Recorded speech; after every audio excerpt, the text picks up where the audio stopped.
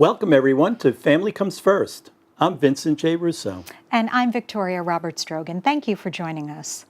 In this special edition, we have the pleasure of looking back at some of our amazing shows.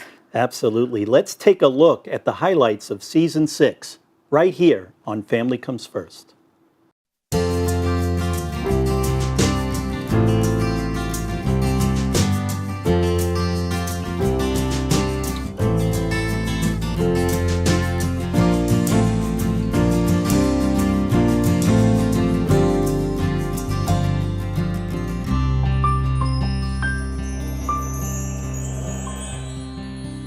Vincent, Season 6 was filled with wonderful people and truly inspirational stories. We heard from people who overcame both physical and emotional upheavals. Absolutely incredible. We spent time with Jason Da Silva and Siddiqui Kande, who both, as you mentioned, overcame physical challenges and are leading the most rewarding and giving lives. Yes. And we also shared the story of Mitsu Salador and Robert Machida, who both were affected by the internment of Japanese Americans during World War II. Yeah, how horrible was that? Tragic, yeah. Let's take a look. As a kid, I discovered filmmaking. This was me 5 years ago, making documentary films and traveling the world. And then I was diagnosed with multiple sclerosis. Probably around 2004, I realized something was wrong. I was walking off balance and really having trouble going up and down the subway stairs. And then it just kept on getting worse. So within the next year, that's when I went to a doctor who put me to a neurologist and said that I have multiple sclerosis. So it took like a good year and a half before I decided to turn the camera on myself. Mm-hmm. And it was more than anything, it was a lesson for me to see myself on camera and to confront what I'm going through. It wasn't meant for other people at the beginning. Then I realized what impact it could have on other people going through what I'm going through, or really anybody involved in a triumph over tragedy type of thing. Where did you get this courage? You know, that's a good question. But I don't think it just came out, then especially when it got a mess. I think I always had it in me. Like, I always wanted to tell other people's stories and do things courageously, but it wasn't until something big happened to me that I turned the camera on myself and told my own story. Yeah, but at the same time, life moves on, and you're raising a family. That's right. Yeah. So. Well, I think that's pretty courageous. Yeah, it is. Under any circumstances, Right. but knowing that you also have certain physical limitations, I'll call it. Yeah, but it's not me. It's my wife, Alice, as well. She's the one that really helps. She covers the gaps where I can't do certain things. Yeah. So raising Jace is gonna, for me it would be very challenging. But she helps support me in anything I can't do. So tell us about the film. So the film's called When I Walk. So I filmed myself for 7 years. So ever since I was diagnosed, well, it was actually 1 year after I was diagnosed, I turned the camera on myself. So I started telling my story. As a 25-year-old who is a successful filmmaker before, what better way to do things than to just take the camera and flip it around and kind of do like the behind the scenes of my own story. Must have been tough, though. There must have been some things that were hard to share. Oh yeah, around like year 3 or 4. So I was like, is this film really still going to be going on? And that's when it got really tough. Yeah. But on the flip side, that's around the time where I met Alice. So that's when the film got a little bit easier to do. I was a freshman in college in McMinnville, Oregon in 1941 in December when war broke out. And after President Roosevelt signed Order 9066 in February, people began talking about the fact that we would be moved and it didn't seem real, but it did happen. My aunt, my mother's sister, was interned shortly after the war. Got bits and pieces of information from that. Going through school, it was never really mentioned, and you have to understand that the generation that was interned didn't really speak about it much. By May, everything was in place, and we were first put into the assembly centers. And since I was in college in Linfield, Oregon, which was 100 miles away from home, I could not go home at that time to get clearance to go home to be with my parents. They were taken by train, and the window shades were drawn, and they had to just get on the train with armed guards telling them what to do. The orders were that person could only take what one could carry with them. So they had to figure out how to do that. Yeah. I had a 5-year-old brother there with them, and he couldn't carry very much. He loaded his little bag with his toys. And in May, I forget the exact date, they were given the exact orders that they were to report to the train station in this community at a certain time in the day. Must have been unbelievable. Yes, I know, because even when we take trips, when I take a trip, I don't know what to do with my possessions, but they had to get rid of their household Everything. things. Well, basically, as mentioned, February 19th, 1942 was when the Executive Order 9066 was passed. The command of the military asked that 120,000 people of Japanese descent, 2/3 of them born in this country, be moved to 10 relocation camps. In the 1980s, or 1980, President Carter formed a commission to look into what happened, the relocation situation that happened back in the 40s. They talked to witnesses, they talked to a number of different people, and the commission wrapped up and it said this was based on racial prejudice, war hysteria, and a failure of political leadership. And in 1988, President Ronald Reagan, after Congress had passed the bill, became the Civil Liberties Act of 1988, passed on the apology on behalf of the American people and some compensation for what had happened. You have to realize that people lost so much. They put things in warehouses, they sold their properties at below cost, way below cost in many cases. The warehouses were broken into. Just the trauma, just the way things were handled, the fear, the tension that must have existed at that time. It was just unheard of.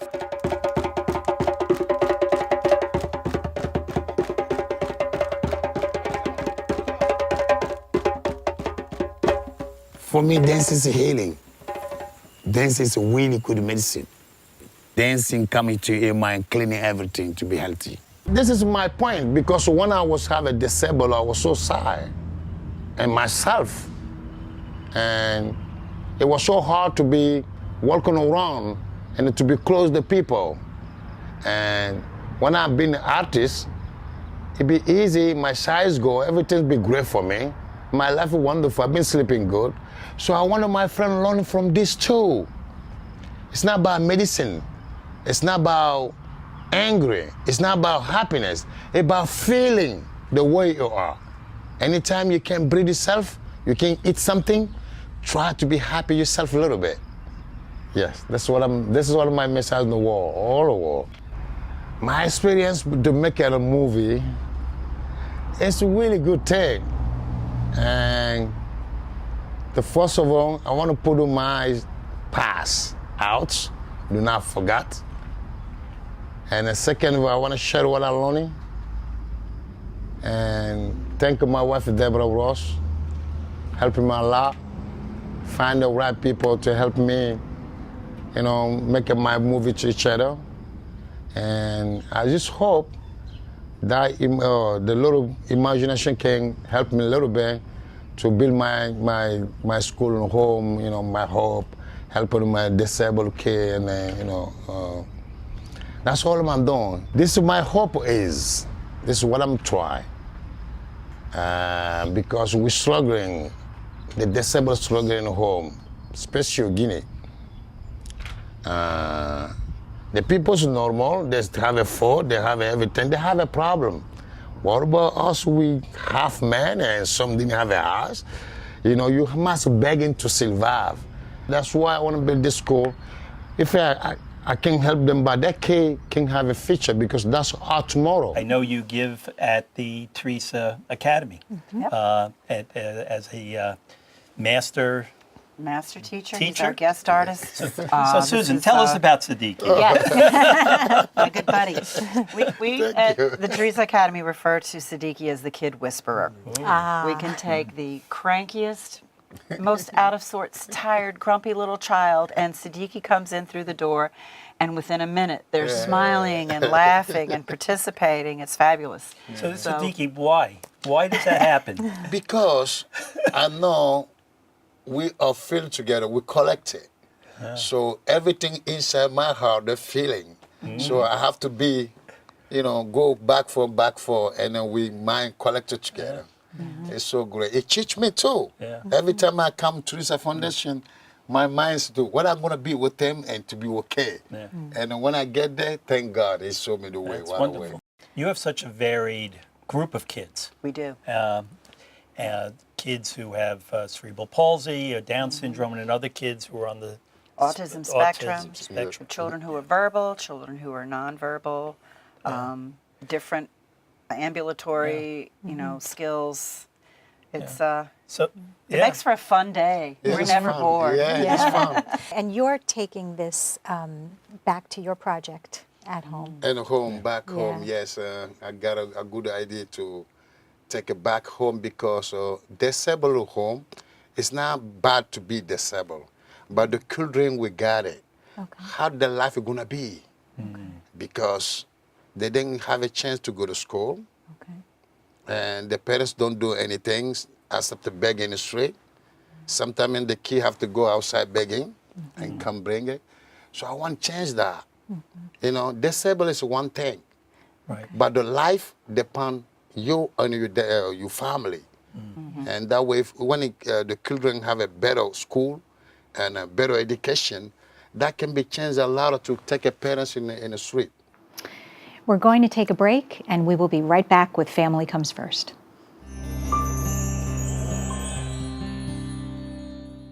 The Center for Special Needs Trust Administration was created over 15 years ago. The reason for the creation of the center was to help those individuals who needed help, to help those individuals who were on SSI, who were on Medicaid, who were on housing assistance, who were on food assistance. Previously, those individuals were left to fend for themselves.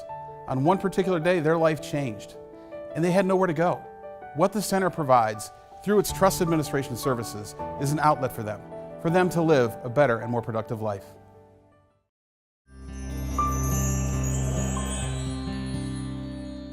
Welcome back to Family Comes First. We are continuing our look back of the best of Season 6. During that season, we shared the beautiful love of families for aging family members and the hospice services that are so invaluable during those difficult times. Yes. When Jerry Steiger was at the end of his life, his wife Carol and their daughter Tracy made sure he was comfortable and loved while receiving that quality care. And we also met with Linda Levy, who shared with us her 94-year-old father, a World War II veteran, Manny, who never lost his love for Legos. Not at all. And he was such a joyful man, and we're really saddened by his passing.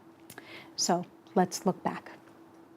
Hospice is a team approach. So the employees of Good Shepherd Hospice, whether we're nurses, social work, pastoral care, home health aides, and volunteers, each bring in their own discipline, their expertise, and their time to make it easier for the families. I think a big thing that all of the staff does is we listen, and we provide the families with that time to be heard, as well as the more concrete care that we give, symptom management, pastoral care providing the spiritual care, social work providing that kind of emotional support.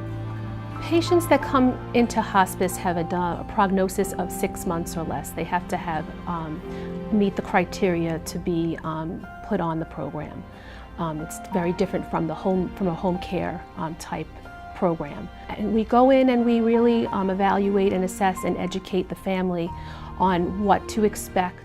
He was diagnosed, I believe it was, I want to say 10, it was probably 12 years ago, with chronic lymphatic leukemia, which is CLL. But chronic means it's manageable, or so they say. But they give you about a 10-year spread, and that's about how long he had. The first 8 years were pretty good. He never needed chemo, he never needed anything, he didn't even know he was sick. But then the last year, before last year, he started going with the chemos, and that sort of held it in check. But then it started getting out of control. When April came around, I had to run him to the hospital real fast because he was gasping for air. And when they did do the CAT scan, his breathing tube was down to the size of a swizzle stick. Wow. And they had to do an emergency trach on him.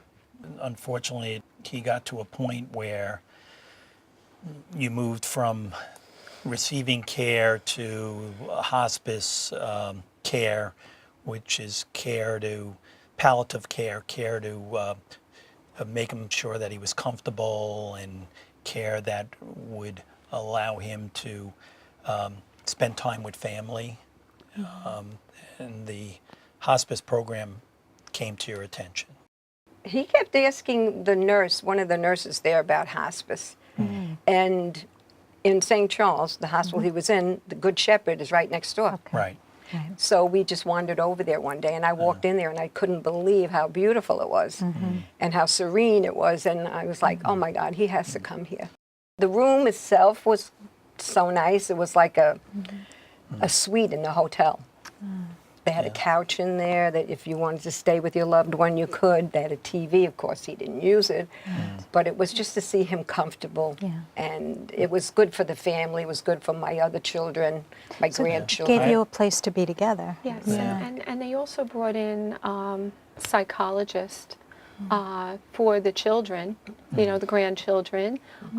They provided them with toys and discussed grieving process, and it was something that I wasn't aware that hospice did, but it was very, very nice how they came to be with that. Especially for your daughter, because she was young My at the daughter time. was 6 at the time, And her grandpa was her life. She loved her so it was papa. very hard for all of us. Some of us took it in different ways, but hospice for the surviving family members, I thought was a big help, because we wouldn't have gotten this type of care if we were in a regular hospital facility.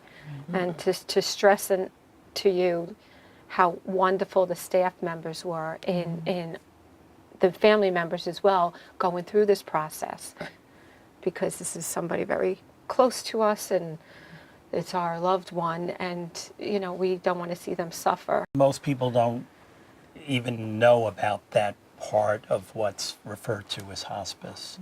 You know, how the program can help the family as well as the person in need of care. I am 97 years old. I met my wife.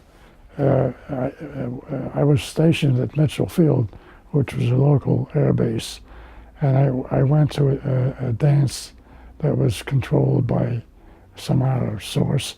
And while I was there, my wife, Sylvia, was also attending the same dance.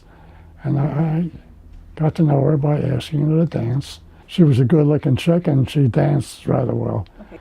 And it went on to be our real pastime after I was discharged. We used to go dancing all the time after we were married.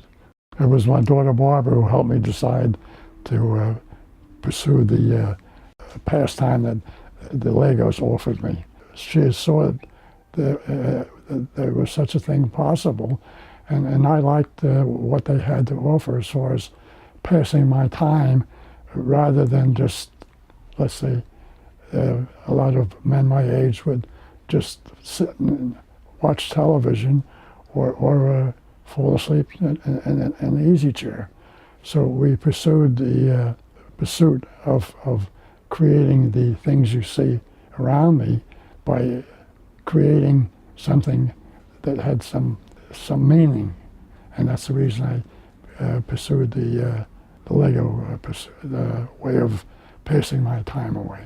We still continue doing it as long as the Legos are available or were available, and that goes on till this very day. He was in the Army Air Force, and he was a mechanic, and he became a master sergeant. It's defined him his entire life.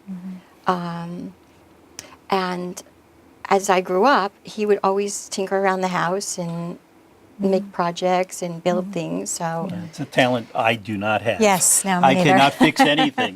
But Legos obviously is the big deal right now it's here. the But love of his life, before yeah. you get there, talk about the other hobbies that led to the Legos. Well, you had to keep him engaged after his wife died. And yes, after my mom died, you know, it was how to keep him occupied. Right. He did not want to live with my sister and me, and my sister decided that she would introduce him to a jigsaw puzzle. Okay. But the big ones, you know, the 1,000 pieces.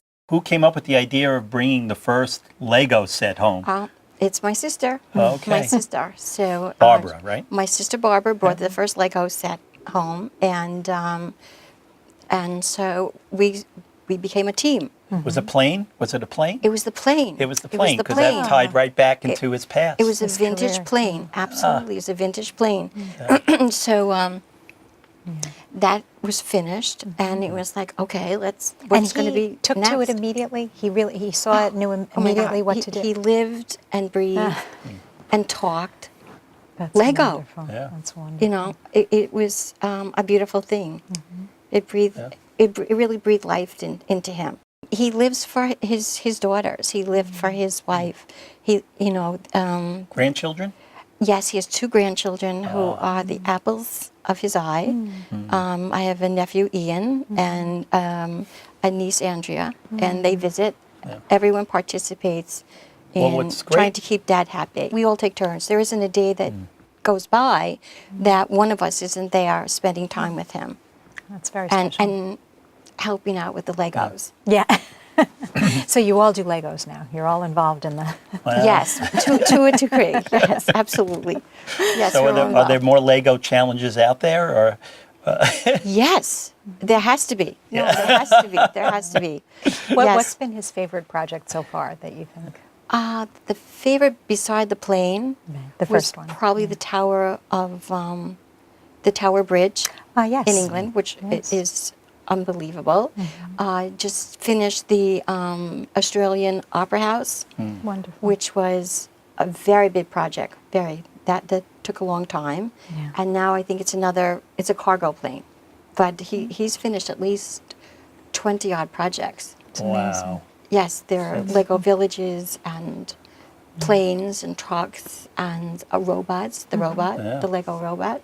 It's just so wonderful, the love that you obviously have for your dad, and to see him doing so well at his age. We can't thank you enough for being on our show Wow. today. Thank you for sharing this and giving me the opportunity, so maybe other people will be able to, you know, Enjoy the later years with a be lot of love inspired and fun. yes, absolutely. Thank you. Yeah. Thank you. We are going to take another quick break, and we'll be right back on Family Comes First.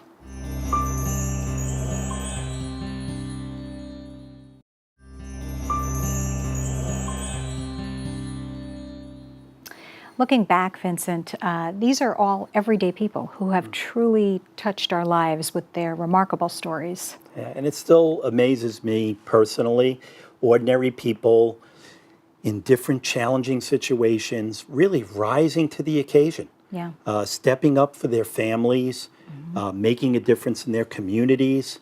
And so we've really been privileged. Yeah, and they've to meet them. acted as a beacon and also as comfort for other families who may be facing similar challenges, who might not know what to do or just simply might feel alone. So the resilience of the human spirit in our guests has been tremendous. And an important part of all of that is the resources Yeah. that the professionals that come on Yeah. to be helpful, the services that are available in the community. And they're as remarkable as our families because many of them give their time. You know, their generosity is tremendous, and the care with which they service their communities is tremendous. I mean, so. the aides in the hospice program, the nurses, Yeah. amazing work. Yeah. Amazing work. Yeah, that's a calling. Absolutely. It is. So for more information and a list of these resources, you can always visit Vincent's law firm website at vjrussolaw.com for a comprehensive list. Thanks to all our viewers for joining us. And remember, family truly does come first.